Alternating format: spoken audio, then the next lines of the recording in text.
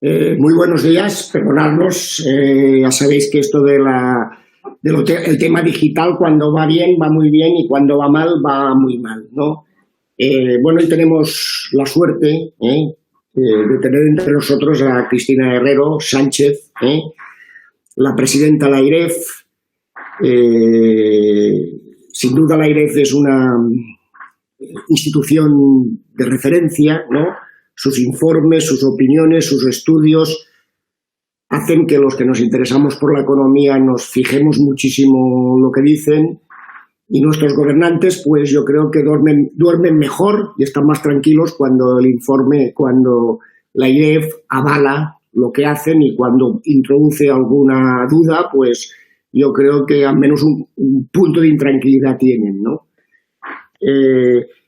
Cristina, la presidenta, es una joven economista, por tanto una colega que tiene interventora, auditora del Estado, ha pasado por la IGAE, fue nombrada en el año 14 como directora de la División de Análisis Presupuestario de la Autoridad de la AIREF, y por lo tanto es una persona que ha vivido desde el primer día, ha vivido este pequeño milagro, ¿no?, de tener un organismo independiente, pues que lo que hace es ver que la sostenibilidad de las finanzas públicas, como dice su estatuto, para que favorecer el crecimiento económico y el bienestar de la economía española, de la sociedad española. Quisiera agradecer, con el tema digital no podemos ver las caras de las personas que están detrás de la pantalla, pero sabemos que Elena Aparicio, la directora general de Política Económica, que ha estado otra vez entre nosotros, Inés María Bardón Rafael, secretaria de Estado de Hacienda, María José Garde, directora general de Tributos, el presidente del ICAC, Santiago Durán, nuestra gran Q de la Economía, Joseba Eugenia Fernández Aruce, y muchos amigos y altos responsables de la AIREF. Seguiremos el formato, porque si ha funcionado, cuando las cosas funcionan bien no hay que cambiarlas, ¿no? Le pediremos a la presidenta que haga una intervención, y después, pues, Juan Carlos de Margarida, nuestro decano y secretario general del Consejo, y Pascual Fernández, nuestro vicepresidente del Consejo y decano de Madrid, y yo mismo haremos unas preguntas. Pues Cristina, no sé si hemos sido capaces de hacer una presentación correcta, pero como tenemos que ganar tiempo al tiempo, pues les doy muchas gracias. Muchas gracias, Valentín. Por supuesto que ha sido correcta y tan amable como tu invitación, ¿no? En primer lugar, buenos días a todos, y quiero empezar agradeciendo precisamente al Consejo General de Economistas y en particular a su presidente, Valentín Pich, su amable invitación para participar en este foro. En su invitación, Valentín me comentaba si podía aportar mi visión sobre cómo se ha de preparar el país para lo que viene. Y yo diría que esta preparación pasa por asimilar la magnitud del reto al que nos enfrentamos y diseñar una hoja de ruta que permita transitar de un corto plazo marcado por una política fiscal expansiva necesaria a un largo plazo sustentado en los pilares del crecimiento económico y la sostenibilidad fiscal. Tengo la impresión de que corremos el riesgo de caer en un planteamiento disruptivo que pase de la inmediatez del corto plazo a una batería de grandes cambios estructurales de largo plazo, probablemente también necesarios, pero sin detenernos y sin prestar la atención necesaria a la transición que en los próximos 2-3 años tendremos que hacer de manera fundamentada, equilibrada y firme de una situación a otra, lo que exigirá priorizar políticas públicas y también sus objetivos. Precisamente el 16 de junio comparecí ante la Comisión para la Reconstrucción Social y Económica del Congreso, y mi principal mensaje en dicha comparecencia fue que, a pesar de la incertidumbre, había que trabajar ya en una estrategia de salida de la crisis que debía contar además con el mayor consenso social y político posible, implicar a todas las administraciones públicas e incluir de manera ineludible consideraciones de sostenibilidad. No es posible una estrategia de recuperación sin garantizar la sostenibilidad de las finanzas públicas, que a mi juicio además es un requisito imprescindible para preservar el estado de bienestar y reducir la exposición a los vaivenes que en ocasiones registran los mercados de deuda soberana. Quisiera insistir, por ello, en que tenemos un reto sin precedentes en un doble ámbito, en el ámbito económico y también en el ámbito fiscal. Por un lado, la crisis en la que estamos sumergidos plantea un desafío económico extraordinario. El estado de hibernación en que tuvimos que sumir la economía ha dejado a muchas familias y empresas en una situación vulnerable, y ello a pesar de las medidas de garantía de liquidez y sostenimiento del empleo y de las rentas que se han implementado. En el informe del impacto económico de la COVID-19 que este Consejo realizó en el mes de junio junto con el Consejo General de la Ingeniería Técnica e Industrial de España, se señalaban cosas muy interesantes. Permítanme que destaque alguna de ellas. En este informe, como digo, se indicaba que el 35,7% de las empresas encuestadas en este trabajo habían disminuido el número de trabajadores con ocasión de la crisis sanitaria y que el 88,3% habían visto reducidas sus ventas con una reducción promedio de ingresos del 43,4%. Las expectativas de generación de empleo en 2029 no eran favorables, ya que el 35,6% de las empresas consideraban que se verían obligadas a reducir plantilla el próximo año, porcentaje que casi se duplicaba en las empresas que se habían acogido a un ERTE. Pues bien, pese a la extrema incertidumbre, puedo decirles que las perspectivas económicas de la IREF van en la misma dirección, ya que apuntan a una fuerte contracción de la actividad económica en 2020, seguida de una recuperación incompleta en 2021 y un fuerte impacto de la crisis sobre el empleo. La incertidumbre sobre la duración y el impacto de la pandemia a nivel global, los efectos negativos que sobre la confianza de los hogares y las empresas pueda tener el actual escenario de rebrotes, aunque sean localizados, los probables cambios en las relaciones comerciales a nivel mundial y el impacto que tengan las medidas económicas implementadas son elementos que determinarán la capacidad de recuperación que finalmente presente nuestra economía para conseguir que el shock sea temporal y sin daños estructurales. Todos estos factores, además, aportan una enorme variabilidad a las previsiones macroeconómicas. La mayoría de las instituciones se han enfrentado a una enorme incertidumbre a la hora de establecer escenarios macroeconómicos, en un contexto en el que los modelos empleados habitualmente y estimados a partir de regularidades históricas se muestran ineficaces. De hecho, la IREF ha tenido que abandonar temporalmente su análisis probabilístico de las previsiones macroeconómicas y fiscales de las administraciones públicas, ya que la incertidumbre existente invalida este enfoque. Por ello, presentamos con ocasión del informe sobre la actualización del programa de estabilidad dos escenarios contingentes a la evolución de la pandemia, de los múltiples que pueden existir, siendo lo relevante en este contexto explicitar los supuestos en los que se basa cada uno, sin que sea posible asignar una probabilidad mayor o menor a uno u otro. Esta semana, probablemente el jueves, publicaremos una actualización de estos escenarios teniendo en cuenta los desarrollos más recientes en el contexto del informe sobre el análisis de la ejecución presupuestaria, deuda pública y regla de gasto previsto en nuestra ley. Pero más allá de la guerra de cifras, si algo tenemos claro es que asistimos a una contracción económica sin precedentes, tanto por su intensidad como por su carácter global. El Fondo Monetario Internacional acaba de publicar unas previsiones de acuerdo con las cuales la economía mundial se contraerá un 5% este año, la de la zona euro un 10% y la española casi un 13%. En opinión de la IREF, la contracción de nuestra actividad podría ser algo menor y se situaría en el entorno de un 10%, que podría alcanzar el 12% del PIB dependiendo principalmente de la evolución de la pandemia, no solo en nuestro país, sino a nivel mundial, y del éxito de las medidas de liquidez y sostenimiento de rentas instrumentadas. En ambos escenarios, las perspectivas son de una recuperación lenta e incompleta en 2021, con un mercado laboral muy afectado que tendrá el gran reto de absorber a los trabajadores que en este momento se encuentran en un expediente de regulación temporal de empleo y que en algunas ramas de actividad, como la hostelería, llegó a alcanzar al 80% de los trabajadores. Nuestro seguimiento en tiempo real del PIB no nos lleva a modificar estas perspectivas.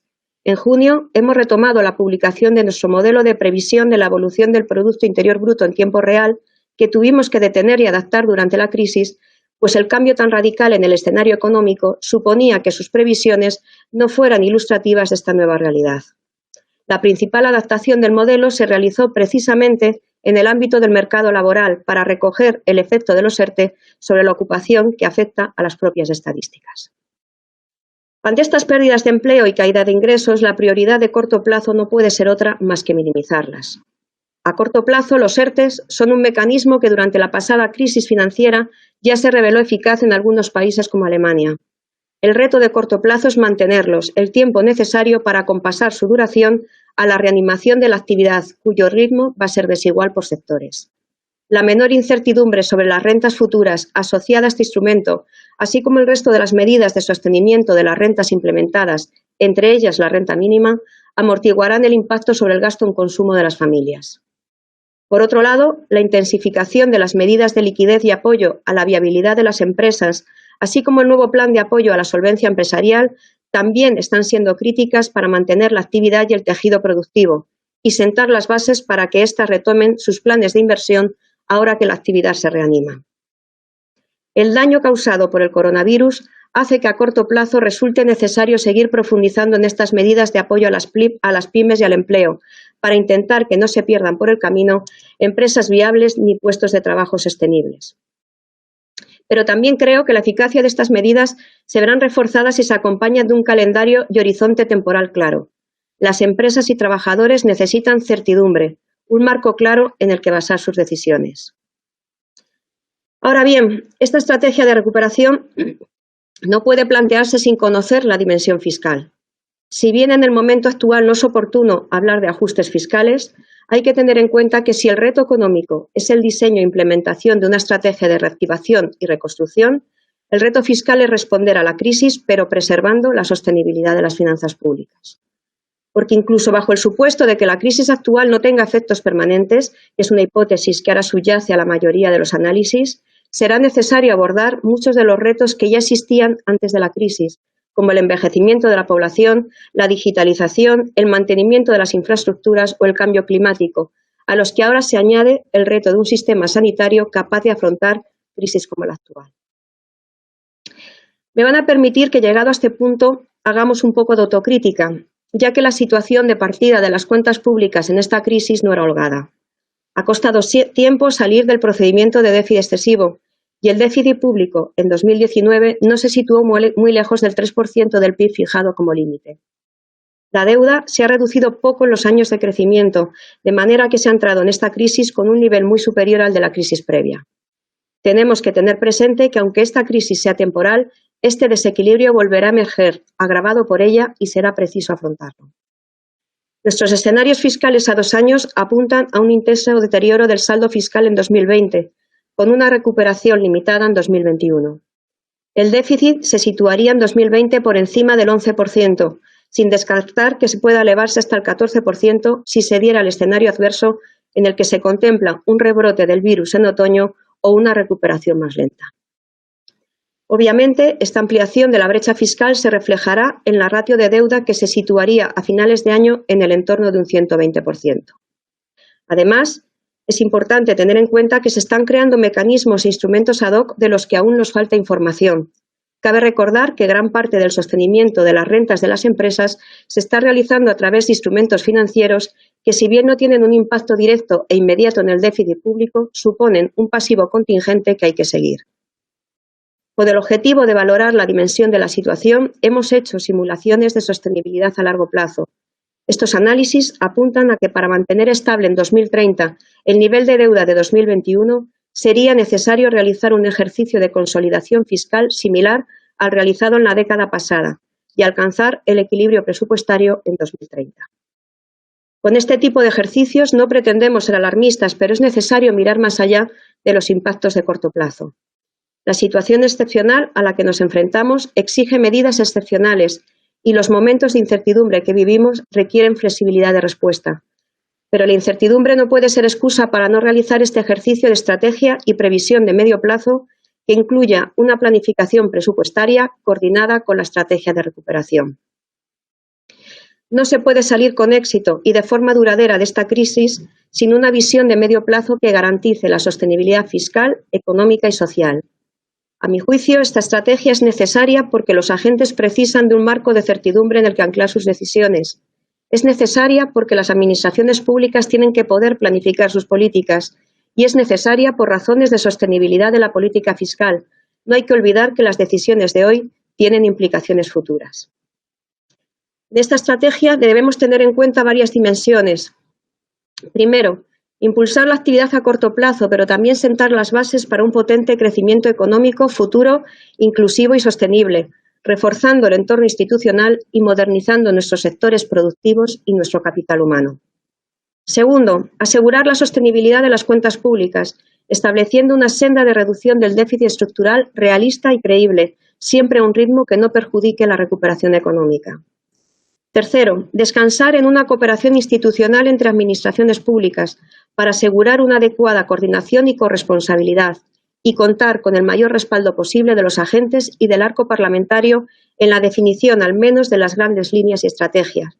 Y cuarto, tener líneas de actuación claras y precisas e incluir un calendario tentativo con la identificación de hitos que faciliten su cumplimiento, en el que nos jugamos fondos europeos y también reputación internacional. La existencia de recursos adicionales de la Unión Europea y su adecuado destino es un motivo adicional, pero no único, para una planificación económica y fiscal minuciosa. En este sentido, me gustaría recordar que los recursos de la Unión Europea, incluso los que se materialicen vía transferencias, habrá que devolverlos a través de la aportación futura al presupuesto de la Unión. Por lo tanto, se deben invertir bien para elevar el crecimiento potencial de la economía y asegurar que no trasladamos a generaciones futuras el coste completo de su financiación. Y además, los proyectos a los que se destinen estos fondos deberán ser proyectos en determinados ámbitos tasados y pueden ser una buena oportunidad para modernizar nuestra economía. En definitiva, es el momento de iniciar los trabajos para definir un plan de reequilibrio y modernización que asegure un crecimiento sostenido e inclusivo, así como la sostenibilidad de las cuentas públicas. Y con todas sus limitaciones, la normativa fiscal española permite lanzar este procedimiento. Es cierto que actualmente existe una gran incertidumbre en el marco institucional fiscal. Por un lado, la Unión Europea ha activado la cláusula de escape del Pacto de Estabilidad y Crecimiento, con lo que al menos este año se permiten desviaciones temporales en los objetivos fiscales. Pero todavía es una gran incógnita en qué momento se regresará al marco de reglas y, sobre todo, en qué circunstancias, ya que no podemos olvidar que las instituciones europeas habían iniciado un proceso de revisión del marco de gobernanza fiscal que en algún momento habrá que retomar. En el ámbito nacional, nuestra Ley Orgánica de Estabilidad Presupuestaria y Sostenibilidad Financiera permite desviaciones de las reglas fiscales a corto, pero asociadas a la presentación de un plan de reequilibrio. Por ello, desde la AIREF venimos recomendando hacer uso de la flexibilidad y activar la cláusula prevista en nuestra normativa por varios motivos. Porque es necesario elaborar una hoja de ruta que fije una senda oportuna y creíble, que probablemente deba ser retocada anualmente para adaptarla a las nuevas circunstancias que surjan.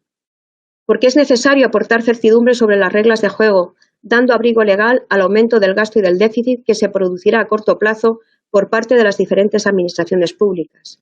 Y porque es necesario que las propias administraciones públicas, en todos sus niveles, puedan planificar sus políticas. La Unión Europea activó de manera muy temprana la cláusula de escape del pacto presupuestario. Del mismo modo, lo han hecho hasta la fecha 19 Estados miembros de la Unión Europea. Nosotros no deberíamos ser una excepción. Por último, creo fundamental apoyar nuestras decisiones en datos, lo que requiere apostar por la evaluación de las políticas.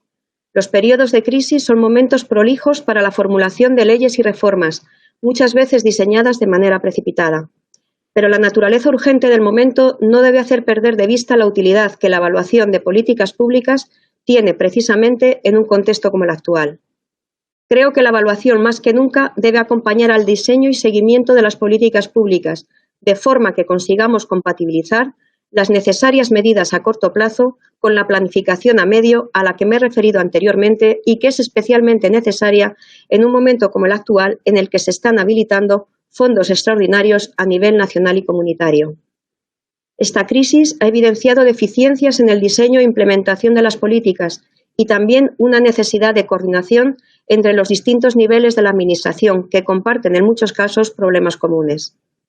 En las recomendaciones a España, la Comisión Europea ha aludido a una coordinación poco eficaz en el ámbito sanitario.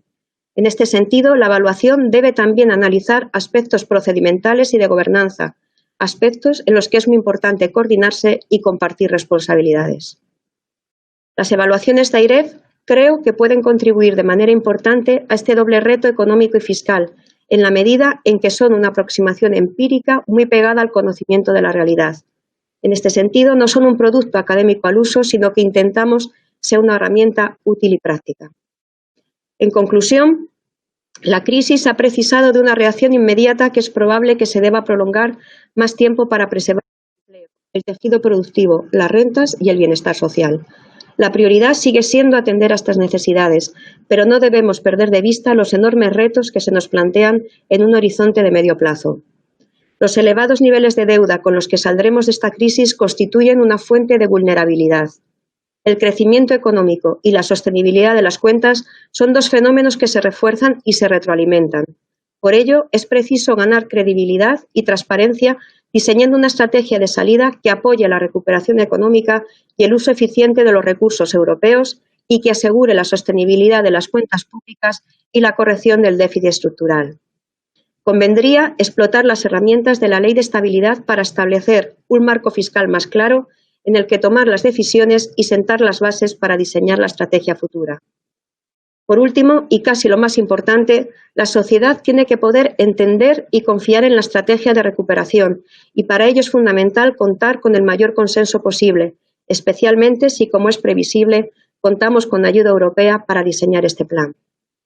Iniciativas como este foro contribuyen a esta finalidad y por ello agradezco nuevamente que me hayan invitado a participar en él. Muchas gracias por su atención y Valentín, yo creo que con esto podemos pasar al turno de preguntas. Muchas gracias. No, el que tenemos que decir que hacer eres tú, que siempre que te llamamos estás a la disposición de nuestro colectivo. Seguiremos el esquema, como hemos dicho, hemos recibido preguntas tanto de los asistentes a la sesión como de periodistas. Hay 4 preguntas de periodistas que intentaré agrupar yo, algunas ya las ha avanzado y después Pascual. Seguirás tú, por favor. Hay una primera pregunta que de alguna manera ha contestado, Presidenta, es si puede avanzar un poquito más esta presentación del informe del jueves próximo, ¿no? Sobre las previsiones económicas respecto a mayo. Sí, como os he comentado, la IREF tiene que elaborar antes del 15 de este mes un informe sobre el análisis de la ejecución presupuestaria, deuda pública y regla de gasto, en el que se actualizarán tanto las previsiones macroeconómicas como fiscales, en un contexto todavía de elevada incertidumbre, tanto sobre la evolución de la crisis sanitaria como sus repercusiones sobre la actividad económica y sobre las cuentas públicas. ¿Por qué digo esto? Porque ya avanzo que continuaremos con el esquema de análisis iniciando en el anterior informe sobre la actualización del programa de estabilidad y presentaremos 2 escenarios alternativos en los términos a los que me he referido. Como saben, la IREF normalmente hacía un ejercicio probabilístico de acuerdo con el cual lo que analizaba era la probabilidad de que se cumplieran las previsiones de las distintas administraciones públicas, pero la incertidumbre tan elevada existente hace que se haya invalidado este ejercicio probabilístico, por lo que hemos recurrido temporalmente a la formulación de estos 2 escenarios, que como he dicho, no tienen una probabilidad mayor uno u otro, sino que simplemente descansan en unos supuestos distintos, siendo lo importante tener claro precisamente dichos supuestos. Bien, entrando en la materia de la pregunta que me formulan, sí, la IREF ha revisado tanto sus previsiones macroeconómicas como fiscales. En el plano macroeconómico hemos revisado a la baja nuestras previsiones de crecimiento para 2020, en línea con otras instituciones y organismos nacionales e internacionales. Nuestras previsiones actuales apuntan a una caída mayor del PIB en 2020 en el entorno de medio punto por encima de las previsiones anteriores, con una recuperación incompleta en 2021, pero en este caso ligeramente más favorables que la prevista en el escenario más benigno del anterior informe sobre la actualización del programa de estabilidad. En cuanto a nuestra revisión a la baja, que hace referencia a una mayor caída del PIB respecto a nuestras previsiones iniciales, sí que quiero recordar que es cierto que los indicadores más recientes apuntan a una clara reactivación de la economía a un ritmo elevado, eso es cierto, pero también es cierto que estos elevados crecimientos no deben llevarnos a conclusiones equivocadas acerca de la excepcionalidad de la crisis en que todavía nos encontramos, pues dado los reducidos niveles de actividad económica observados en abril y mayo, es hasta cierto punto normal que ahora se estén registrando crecimientos tan elevados en muchos indicadores económicos. Además, el proceso de desescalada y reanudación de la actividad se está produciendo a un ritmo muy heterogéneo por sectores y regiones, y lo que estamos viendo es que actividades muy importantes en la estructura productiva de España y lo que es también importante, muy intensivas en empleo, como la hostelería, apenas se han recuperado. Es precisamente el hecho de que la caída en el segundo trimestre esté siendo mayor de lo estimado inicialmente el principal factor que nos lleva a revisar nuestros escenarios, más que porque pensemos que nos enfrentamos a una recuperación más lenta que la inicialmente prevista.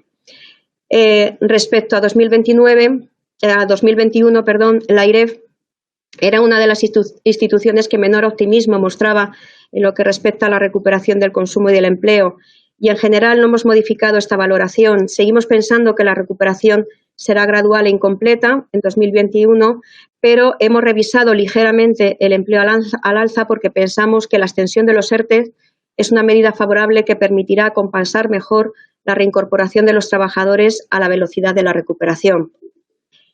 En el plano fiscal, la AIREF ha incrementado su estimación de déficit en una cuantía que todavía no está cerrada, pero que probablemente podría situarse entre 6 décimas y un punto por encima de las previsiones anteriores, principalmente por las nuevas medidas aprobadas por los gobiernos y también en menor cuantía por la revisión que les he comentado de las previsiones macroeconómicas para el 2020.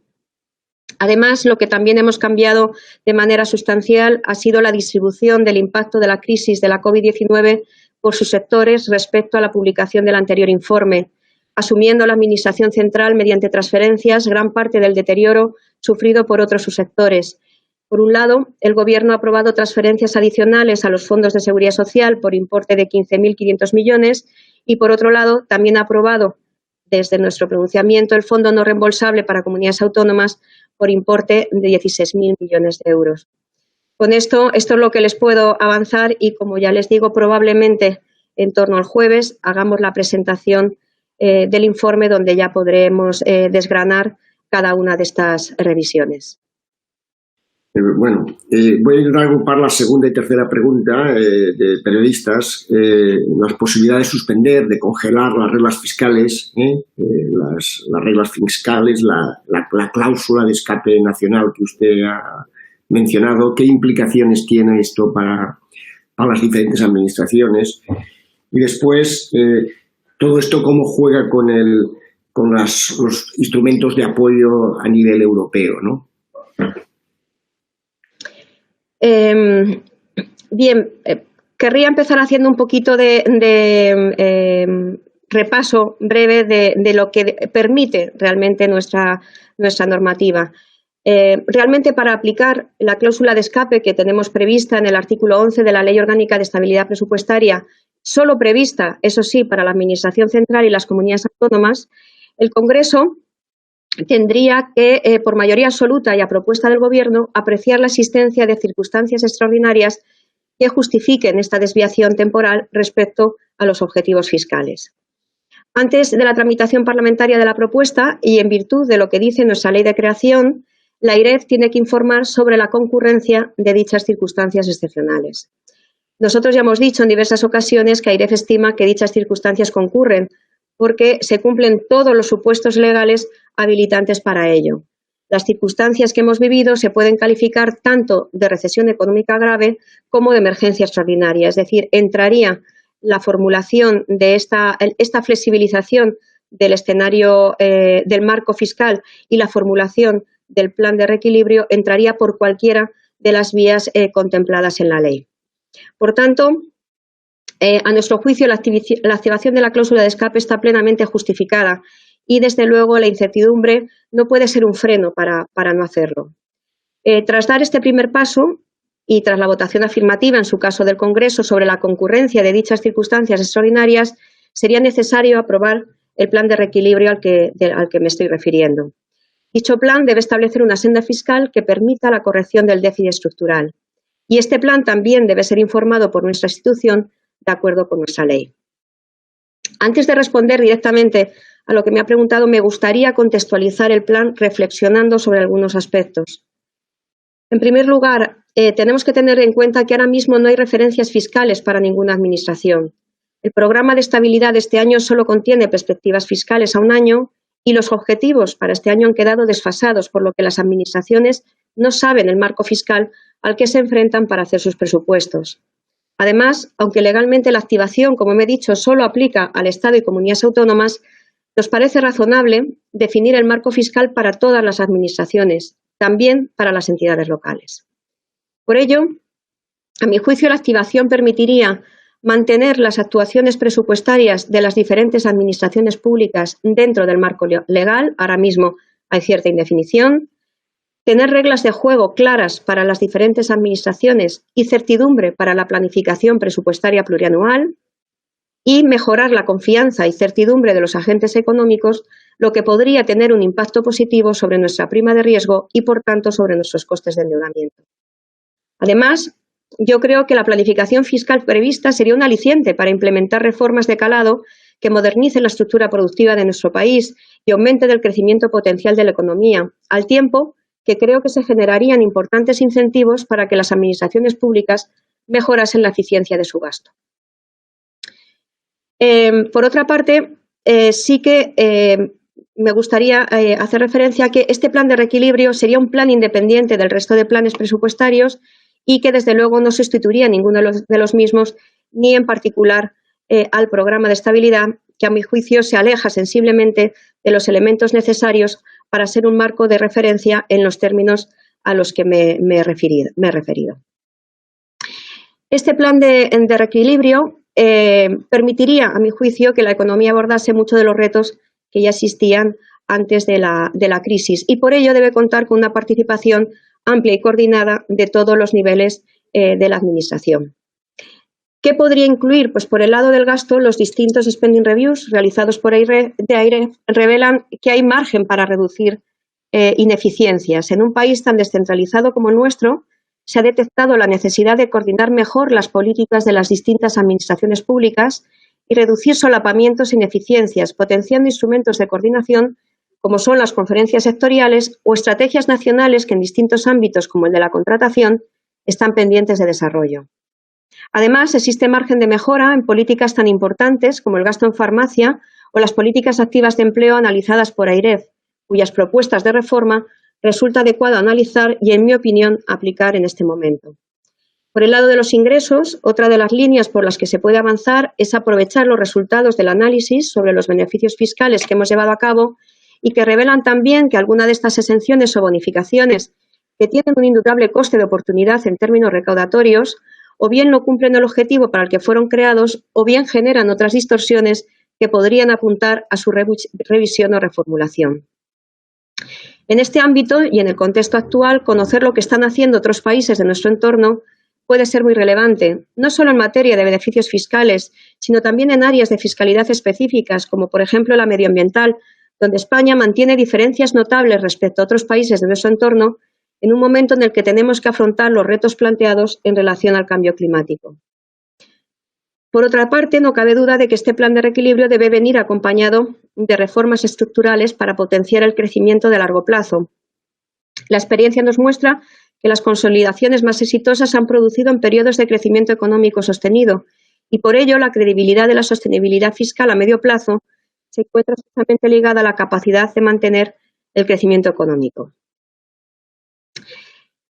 Como he dicho, muchas de estas reformas ya se identificaban con anterioridad a la crisis, como por ejemplo la necesidad de mejorar la productividad, el funcionamiento dual del mercado de trabajo o las políticas activas de empleo.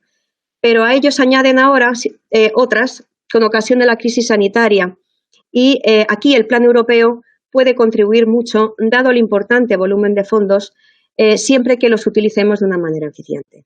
Ese es el reto que tenemos por delante, la utilización eficiente de los fondos europeos. El plan de reequilibrio nos permitiría impulsar gastos que tienen una contribución elevada al crecimiento y sobre los que ha descansado en buena medida las consolidaciones pasadas, como por ejemplo el gasto en infraestructuras, en I+D+I o la educación. Debemos aprovechar esta oportunidad para realizar las inversiones necesarias que nos permitan llevar a cabo la transformación digital que la economía española necesita, sostener los gastos en educación, que constituyen otra palanca esencial del crecimiento, y abordar la lucha contra el cambio climático. Ello requiere una importante coordinación a todos los niveles de las administraciones para aprovechar bien los fondos entre todos. De ahí la importancia de la coordinación entre administraciones públicas, tanto en la definición del plan de reequilibrio como en la utilización de los fondos europeos. Bueno, la cuarta pregunta, antes de que Pascual siga haciendo las preguntas que hay detrás. ¿A partir de cuándo cree que debería empezar el ajuste fiscal para perjudicar lo menos posible a la actividad? Difícil pregunta, pero yo creo que más que de una fecha exacta, dadas las condiciones de extrema incertidumbre y nuestra pertenencia al euro, creo que hay que pensar más que en la fecha, en las condiciones que deben darse para retirar los estímulos fiscales e iniciar la implementación de una estrategia fiscal que sitúe nuestras finanzas en posición menos vulnerable. Ahora mismo no parece que 2021 vaya a ser un año en que se den esas condiciones. Si no se materializan los escenarios más adversos, el año que viene se apreciará un sustantivo cambio en las variables, lo que llamamos un efecto rebote, pero los efectos en el empleo y el PIB seguirán siendo importantes, la incertidumbre alta y la recuperación aún frágil. Todavía no somos capaces de medir las transformaciones que va a requerir esta crisis, pero es muy probable que en 2021 las medidas de apoyo para la recuperación sigan siendo necesarias. Pese a las divergencias de posiciones entre países, el Eurogrupo, el 9 de julio, ha mostrado consenso en este sentido, es decir, mantener políticas de apoyo el año próximo. Pero obviamente ni el impacto de la crisis ni la situación fiscal es la misma entre países y por ello, con este margen que otorga el ámbito europeo, cada país debe monitorizar su situación y adaptar su respuesta, más aún en países como España con una posición más vulnerable. Parece que el debate europeo sobre la estrategia fiscal de salida o vuelta a la normalidad fiscal se podría aplazar a la primavera de 2021. Pero sea entonces o antes, y aunque la política fiscal deba acompasarse a los ritmos europeos, hay que estar preparados y tener una estrategia fiscal de salida bien definida y consensuada para evitar improvisaciones. La posición fiscal española es menos holgada que en otros países, por lo que la necesidad de respuesta puede tener más premura. Por eso insisto que es necesario comenzar a clarificar el marco fiscal nacional y trabajar en una estrategia de actuación con todas las administraciones. Presidenta, paso a hacerte la siguiente ronda de preguntas. Me gustaría en primer lugar preguntarte sobre el techo de gasto o la regla de gasto. Hace un momento comentabas en tu presentación cómo las autoridades comunitarias han abierto la mano, han fijado esquemas más flexibles de actuación en este entorno de crisis que estamos viviendo. ¿Se debería hacer algo parecido en nuestro país en este momento? ¿No tendría sentido posibilitar que en particular los ayuntamientos están muy reivindicativos sobre esta cuestión, han tenido superávit presupuestario en ejercicios anteriores y quieren contribuir a reactivar la economía de sus municipios? ¿Qué opinas sobre esta cuestión? Realmente, como he dicho anteriormente, la aplicación de la cláusula de escape prevista a nivel nacional solamente contempla la posibilidad de incurrir en déficit para el Estado y las comunidades autónomas. Es decir, las entidades locales no tienen reconocida legalmente esta posibilidad y están sujetas en todo momento a la regla del equilibrio presupuestario, a mi juicio, erróneamente. Como he comentado, la actual normativa de estabilidad presupuestaria contempla esta flexibilidad como paso previo a la formulación de una estrategia de salida y por ello se le permite al Estado y a las comunidades autónomas incurrir en déficits estructurales. Esto supone, a mi juicio, que se está dando por supuesto que las entidades locales no juegan ningún papel en la estrategia de salida, lo cual, a mi juicio, nuevamente me vuelve a parecer equivocado. La pregunta, entonces, que nos podemos hacer es qué ocurre con la regla de gasto en el caso de las entidades locales en la medida en que la ley no contempla flexibilidad alguna para su objetivo de equilibrio y tampoco dice nada de la suspensión excepcional de la regla de gasto. Hasta la fecha, la estabilidad de los ingresos tributarios y la aplicación de la regla de gasto ha llevado a las entidades locales a una situación de superávit y a una tendencia creciente a la flexibilización de esta regla a través principalmente del concepto de inversiones financieramente sostenibles que ustedes conocen y que se ha ido ampliando progresivamente. En mi opinión, se nos olvida que la regla de gasto es una regla de medio plazo, cuya racionalidad es crear margen cuando las condiciones lo permiten y, por supuesto, hacer uso del mismo en condiciones adversas. En este sentido, sería el momento de explotar los márgenes precrisis y permitir incurrir en gasto por encima del potencial, eso sí, sin perder de vista la sostenibilidad. Lo contrario es asumir, como decía, que las entidades locales no tienen ningún papel en la estrategia de salida, lo cual, a mi juicio, está muy lejos de la realidad. Por ello, yo creo que la única limitación al crecimiento del gasto local en este año es el equilibrio presupuestario que la Ley de Estabilidad y la propia Constitución establecen. Ahora bien, es justamente esta exigencia de equilibrio presupuestario lo que dificulta utilizar los remanentes generados por superávit de años anteriores, puesto que estos remanentes son ingresos o recursos de carácter financiero, ya computaron como ingreso de naturaleza económica en el año correspondiente y desde este punto de vista solo podrían utilizarse para la realización de gastos de esta naturaleza. Por lo tanto, entiendo que es perfectamente posible flexibilizar la regla de gasto, es más, que no haya regla de gasto en el ámbito local este año y que el único límite sea el cumplimiento del equilibrio presupuestario que consagra nuestra Ley de Estabilidad y la propia Constitución, pero es cierto que precisamente este equilibrio presupuestario marca un límite claro a la utilización de los superávit generados en años anteriores. De manera que esta perspectiva de la regla de gasto como regla de medio plazo se ve severamente limitada. Presidenta, se ha referido usted en su presentación a la labor de evaluación a través de las spending reviews que la Autoridad Independiente de Responsabilidad Fiscal está realizando desde hace ya algunos años. Este es un tema muy interesante que sin duda se echaba en falta en la Administración Pública Española, la evaluación de las políticas, la búsqueda de la eficiencia de las políticas públicas.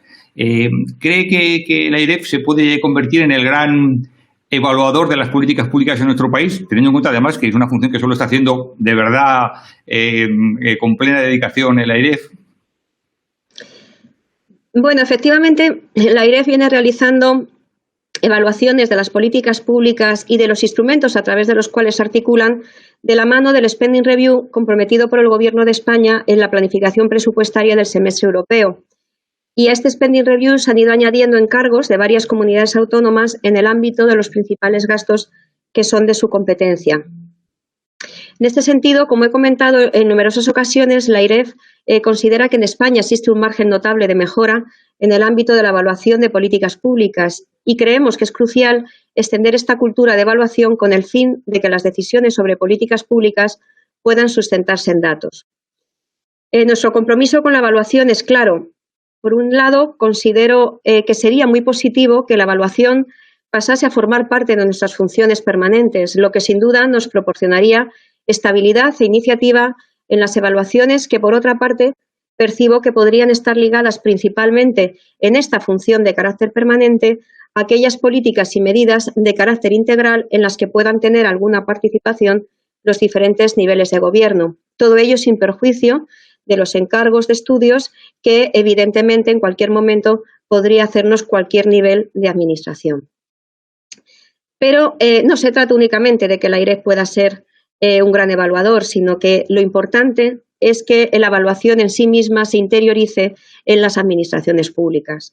Desde la AIREF queremos extender la cultura de la evaluación y para ello es necesaria una planificación estratégica y presupuestaria vinculada a las políticas públicas y garantizar el acceso a datos administrativos de calidad. Las administraciones públicas cuentan con una ingente cantidad de datos, pero en la mayoría de los casos están orientados a la gestión y al cumplimiento de la legislación vigente, de manera que no se explotan o incluso no tienen la calidad suficiente para ser útiles de cara a una evaluación. En un momento como el actual, en el que nos jugamos la sostenibilidad de nuestras juntas públicas y la credibilidad de nuestras instituciones, debemos apostar por gestionar de manera más eficiente los recursos de los que disponemos y, en este sentido, creo que la evaluación debe jugar un papel clave. Ha comentado también en su intervención el informe de evaluación del gasto y de beneficios fiscales y bonificaciones tributarias que la AIREF lleva realizando desde hace ya unos cuantos años.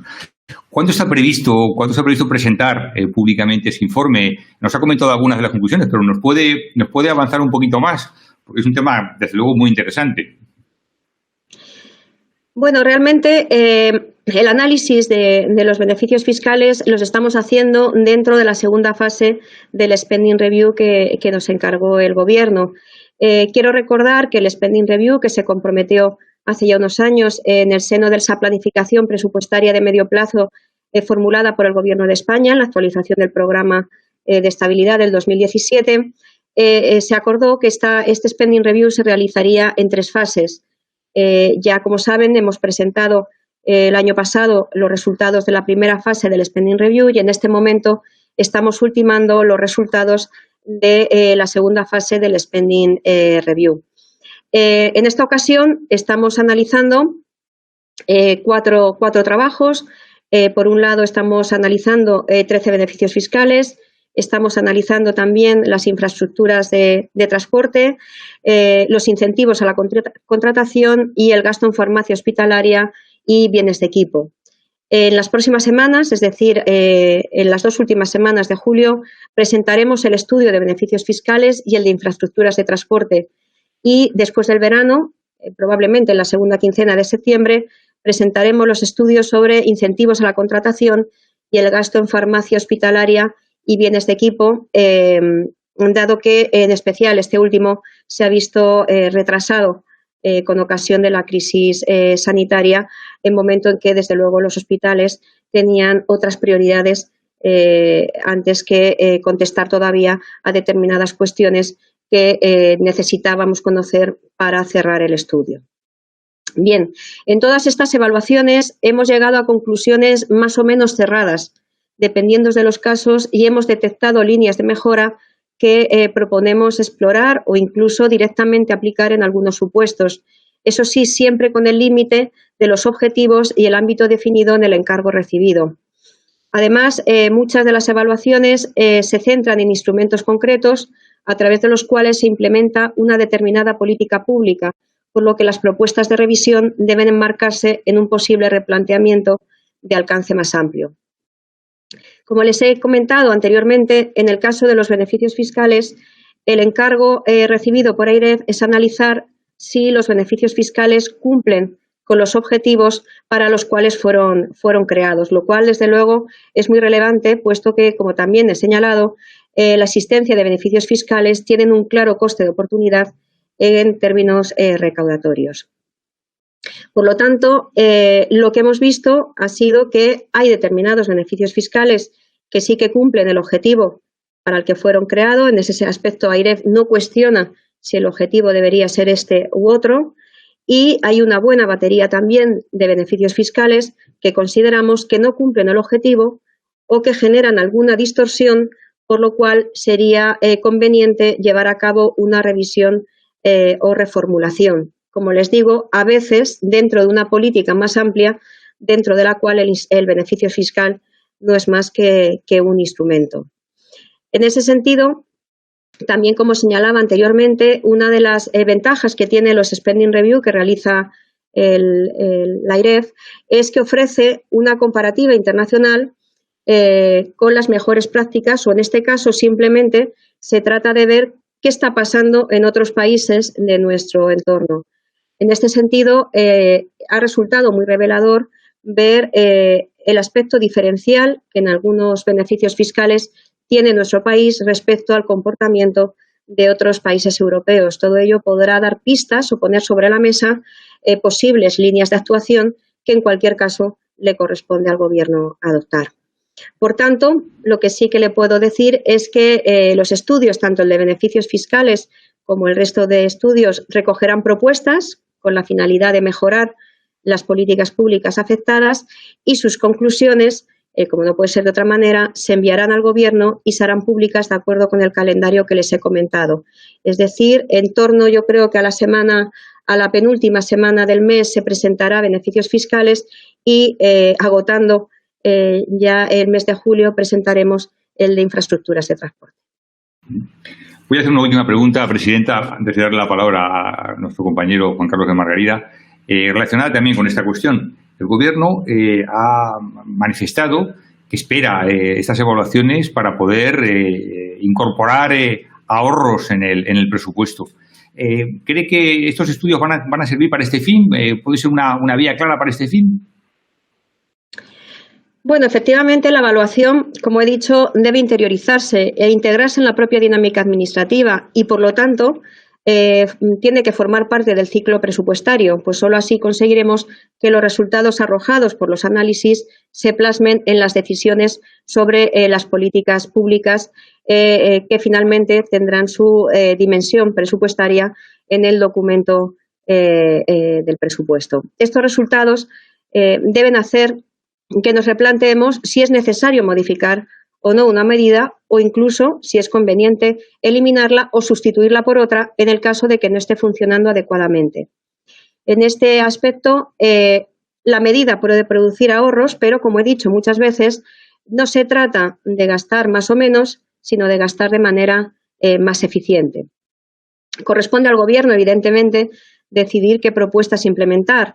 La AIREF lo que hace es presentar los resultados que arrojan los datos y su análisis y también los resultados del diálogo con los principales actores implicados, ya sea en la planificación, gestión o control de la política correspondiente y, como les decía, una comparativa nacional e internacional que permite conocer las mejores prácticas en la materia. Finalmente, nosotros formulamos propuestas y, en su caso, alternativas de mejora, lo que evidentemente puede generar un espacio fiscal a corto plazo o sentar las bases para una ampliación del espacio fiscal futuro. Muy bien. Muchas gracias, Cristina. Tengo las últimas 4 preguntas y vamos a hablar de transparencia, renta mínima, reforma de pensiones y déficit. Temas bastante importantes, evidentemente. La primera pregunta habla de transparencia. Dice, al igual que el gobernador del Banco de España, usted ha manifestado la importancia de contar con una cultura de la evaluación constante de las medidas adoptadas, para lo que ve necesario garantizar el acceso a datos administrativos de calidad. La pregunta sería, ¿existe una buena transparencia y acceso a estos datos actualmente en España? Pues la verdad es que la experiencia de la AIREF con el Spending Review nos ha mostrado un panorama que no es muy positivo, ¿no?, en materia de transparencia y acceso a datos administrativos. En particular, hemos detectado un escaso uso de registros administrativos para la investigación y las propias administraciones públicas, una gran dispersión de datos y dificultades normativas, competenciales y operativas para su uso, una falta de experiencia y reticencias de las administraciones públicas en la utilización de sus datos registrales que se plasman en un uso defensivo de la legislación en materia de protección de datos y en una cultura patrimonialista respecto de los datos en su poder, y no existen protocolos para la cesión ni para el cruce de datos registrales de distintas administraciones. En definitiva, no hay una estrategia nacional de datos que facilite su explotación y uso en el diseño y seguimiento de las políticas públicas. Precisamente por la importancia de este tema y por las deficiencias o insuficiencias que hemos detectado, antes de que se iniciara la pandemia y la crisis sanitaria, estábamos elaborando una opinión precisamente sobre este tema de utilización de los datos y registros administrativos.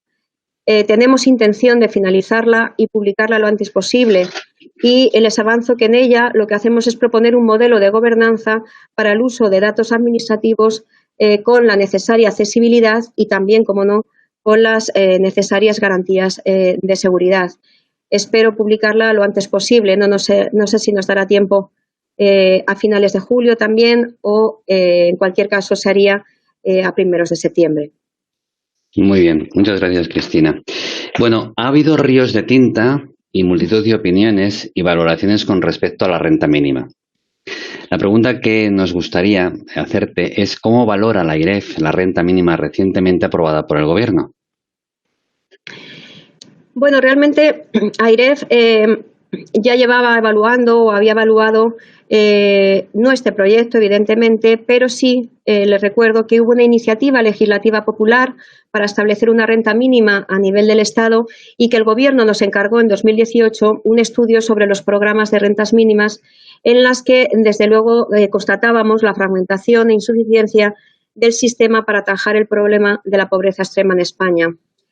En este sentido, la Unión Europea también se ha venido pronunciando en sus recomendaciones específicas para España, así como otros organismos internacionales.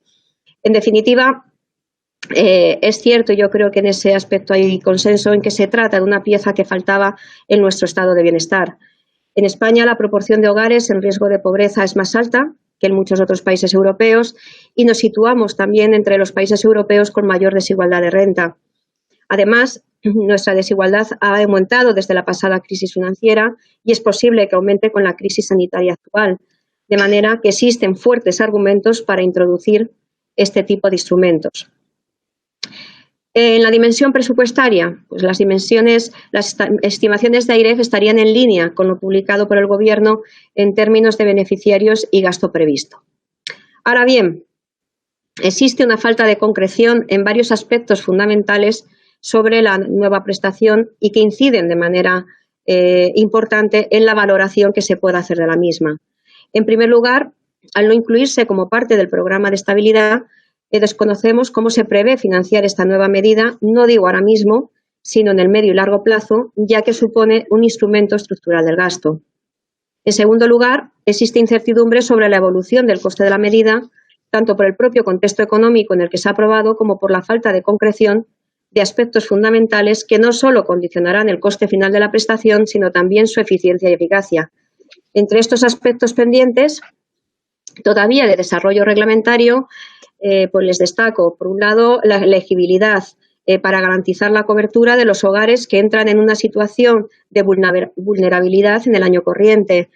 El tema de los incentivos al empleo para compatibilizar la prestación con la incorporación al mercado laboral. El posible solapamiento con prestaciones de comunidades autónomas. Recordemos que todas las comunidades tenían ya su programa propio de rentas mínimas y todavía no se ha aclarado cómo se van a complementar la nueva prestación estatal con las ya existentes. Y, por último, cómo se va a instrumentar la coordinación con las administraciones territoriales para la gestión y estrategias de inclusión.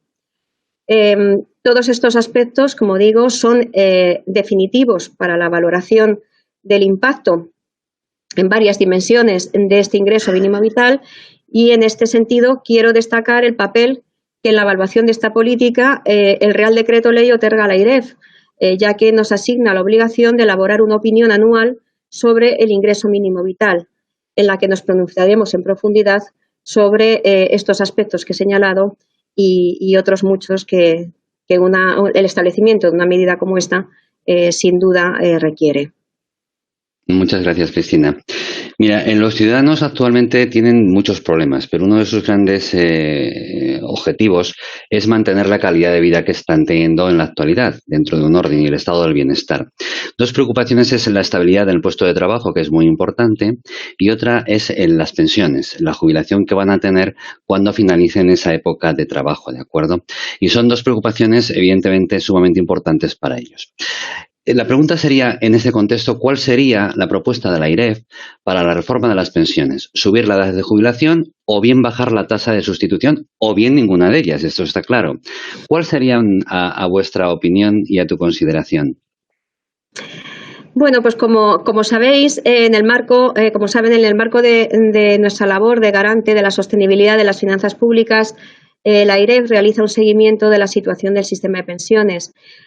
Así, a principios de 2019, la AIREF publicó una opinión sobre la sostenibilidad del sistema de seguridad social en la que constataba la existencia de un déficit estructural en la administración de la seguridad social de entre el 1,3 y el 1,5% del PIB, que sin duda se verá incrementada en la crisis actual.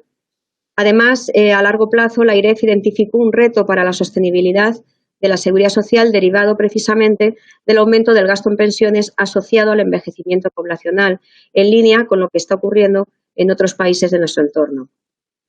A este respecto, la AIREF, además de proponer el cierre del déficit estructural a corto plazo con una serie de medidas, la AIREF consideró que la solución para el reto de largo plazo y sigue considerando la solución para el reto de largo plazo debe ser factible, creíble y consistente, por lo que se debe considerar implicaciones sobre la sostenibilidad y sobre la suficiencia del sistema. En este sentido, la profundización en las reformas paramétricas del sistema supone una vía creíble para mejorar su sostenibilidad, minimizando su impacto en la suficiencia. Una comparativa internacional refleja que España aún tiene recorrido para reforzar la sostenibilidad del sistema de pensiones, modificando algunos de sus parámetros fundamentales. Además, este tipo de reformas pueden ser instrumentadas de forma gradual, lo que permite suavizar su impacto y ser predecibles para los futuros pensionistas. Por ello, la AIREF proponía la profundización en la reforma paramétrica del sistema de jubilación iniciada en 2011 mediante una combinación de medidas, efectivamente. Por un lado, modificando los requisitos de acceso a la pensión, tanto anticipada como ordinaria, para fomentar el aumento de la edad efectiva de jubilación y, por otro lado, aumentando la carrera de cómputo de la pensión más allá de los 25 años. He de decir que en este momento AIREF está revisando en las proyecciones demográficas que sustentaban nuestras proyecciones o nuestras previsiones de la evolución del gasto en pensiones. Probablemente nuestra intención es que en septiembre hagamos públicas nuestras nuevas proyecciones de población y a partir de ahí probablemente haremos una reformulación o una revisión de la opinión sobre la sostenibilidad del sistema de pensiones, sobre el sistema de seguridad social, en definitiva, a la que hacía referencia al principio. Muchas gracias, Cristina. Última pregunta, que más que complicada es compleja la respuesta. ¿Cuánto será el déficit de la Seguridad Social en este año 2020 y cómo ponerlo remedio?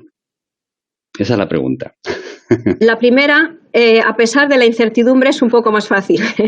La segunda es un poquito más complicada. Bueno, según nuestras previsiones, los fondos de seguridad social aumentarán en 2020 su déficit hasta un rango que podría situarse entre el 3,9 y el 5,1% del PIB, según el escenario que se materialice de los dos escenarios a los que me he ido refiriendo a lo largo de esta intervención. Tenemos que tener en cuenta que cuando hablamos de fondos de seguridad social, no solamente estamos incluyendo al sistema de seguridad social, sino que también, de acuerdo con la contabilidad nacional, se incluye el Servicio Estatal de Empleo Público y el FOGASA. Por lo tanto, cuando hablo de este déficit que se mueve entre el 3,9 y el 5,1% del PIB, estoy hablando al conjunto de los fondos de seguridad social, incluyendo Sistema, SEPE y FOGASA. Bien, teniendo en cuenta esa composición, pues está claro que en esa estimación de déficit, en este incremento del déficit previsto para los fondos de seguridad social en 2020, pues tenemos que tener en cuenta que han influido que los fondos de seguridad social han articulado el grueso de las medidas de sustitución de rentas en respuesta a la crisis de la COVID-19, como entre otras las prestaciones de los ERTES, el cese de actividad de autónomos, las exoneraciones de las cotizaciones sociales asociados a los dos anteriores y el propio ingreso mínimo vital al que nos referíamos anteriormente. Asimismo, también se ha visto afectada en la seguridad social de manera directa por las consecuencias de la pandemia a través del incremento del gasto en incapacidad laboral temporal. Por último, el descenso de la actividad económica y del empleo también impactan vía menor recaudación por cotizaciones sociales y mayor gasto en prestaciones por desempleo.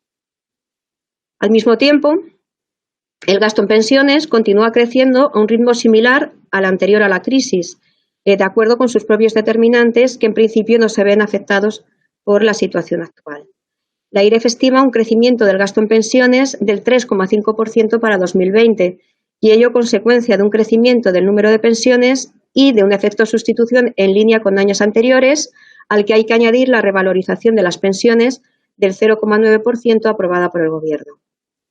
Como contrapartida, es verdad, y como en los términos que también me he referido anteriormente, que la Administración Central asume parte del incremento del déficit vía transferencias. Hasta la fecha, el Gobierno ha aprobado 15.700 millones de euros de transferencias adicionales para 2020. Asimismo, la normativa también prevé que la Administración Central financie el déficit por incremento de las prestaciones por desempleo, aunque hasta la fecha no se ha aprobado ninguna transferencia con este fin.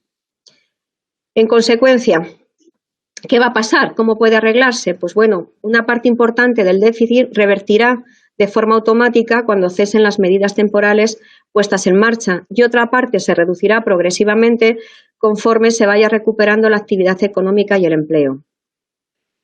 También hay una parte derivada de medidas estructurales como el ingreso mínimo vital, que debe ser financiada por los presupuestos generales del Estado, y así lo recoge su propia normativa de aprobación. No obstante, efectivamente hay que tener en cuenta que la Seguridad Social ya tenía un déficit de carácter estructural antes de la crisis, que la AIREF estimaba entre el 1,3 y el 1,5% del PIB, y que, dependiendo de si la crisis tiene un efecto o no permanente, podría ampliarse. A este déficit estructural hay que añadir el reto de medio plazo que supone el envejecimiento de la sociedad. Por este motivo, desde la AIREF insistimos en la necesidad de una estrategia de salida con una visión de medio plazo que permita afrontar el reto económico y fiscal. No se trata de precipitar un proceso de consolidación fiscal que podría ser incluso contraproducente, sino de afrontar los problemas que en este caso, en el caso de la Seguridad Social, ya estaban claramente identificados con carácter previo a la crisis, con una estrategia que sea realista y creíble. Muchas gracias, Cristina. Valentín, cuando quieras. Bueno, Presidenta, de verdad que es reconfortante, ¿no? Para los economistas, ¿no? Lo llevamos del ADN, evaluar constantemente si lo que se hace es más o menos eficiente. Esta apelación constante a la conciencia colectiva sobre la importancia de la sostenibilidad de las finanzas públicas, sobre la cultura de evaluar constantemente, ¿no? Solo si evaluamos podemos saber si lo que hemos hecho hemos cumplido los objetivos o no y mejoramos, ¿no? Por todo esto, por egoísmo, por puro egoísmo, le deseamos todos los éxitos en esta etapa que además, aunque usted estaba desde del año 14 en la AIREF, prácticamente a principios de marzo formalmente fue nombrada presidenta y entramos ya en periodo de alarma. Ha sido realmente una etapa durísima y nada más que el Consejo General, la organización profesional de los economistas, está a su lado para difundir estos informes, opiniones, estudios que cada mes son más leídos con atención por la profesión. Muchísimas gracias, ¿no?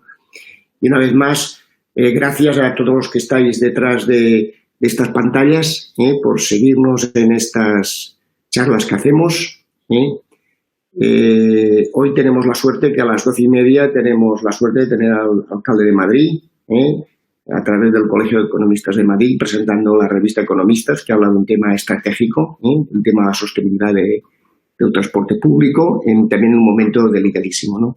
Pues muchísimas gracias a todos. Una vez más, gracias, Cristina. Muchas gracias a vosotros por vuestra invitación y a todos los asistentes por haber compartido conmigo su tiempo y haber podido, bueno, pues exponer nuestras líneas y de nuevo gracias al Consejo General de Economistas por todas sus iniciativas de gran interés y por sus amables palabras. Muchas gracias.